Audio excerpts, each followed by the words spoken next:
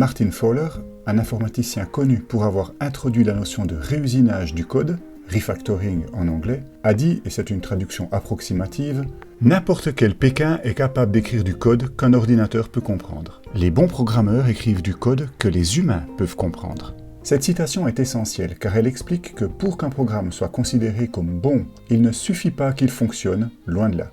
Il faut également que le code source soit de qualité afin qu'il puisse être facilement corrigé, adapté et maintenu. Bref, il doit respecter les règles de l'art dans le domaine. Pour qu'un code source soit de qualité, il faut essentiellement prendre garde aux points suivants. Soigner la lisibilité, éviter de dupliquer inutilement le code en respectant le principe dry, don't repeat yourself, résoudre les problèmes de la façon la plus simple possible en respectant le principe KISS, keep it simple and stupid, pratiquer une programmation défensive, c'est-à-dire en adoptant des réflexes qui vous protègent de vos propres erreurs.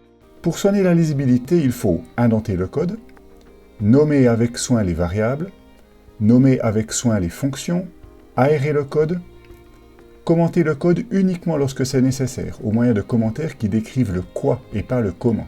Éviter les commentaires qui répètent en français ce que l'on comprend en lisant le code, bannir les commentaires faux et éviter les magic numbers.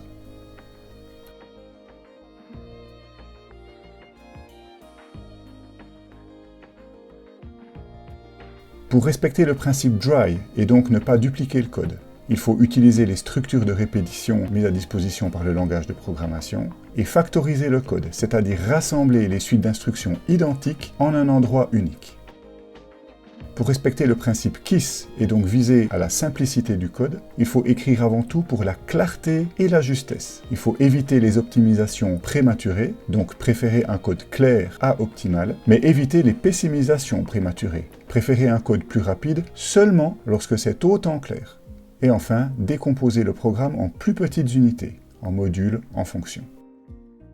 Enfin, il s'agit de programmer défensivement en appliquant, entre autres, les règles suivantes. Toujours initialiser les variables, garantir une portée minimale des variables et ne pas faire confiance aux entrées saisies par l'utilisateur. Le chapitre 13 du support de cours reprend ces différents points en les illustrant avec de nombreux exemples.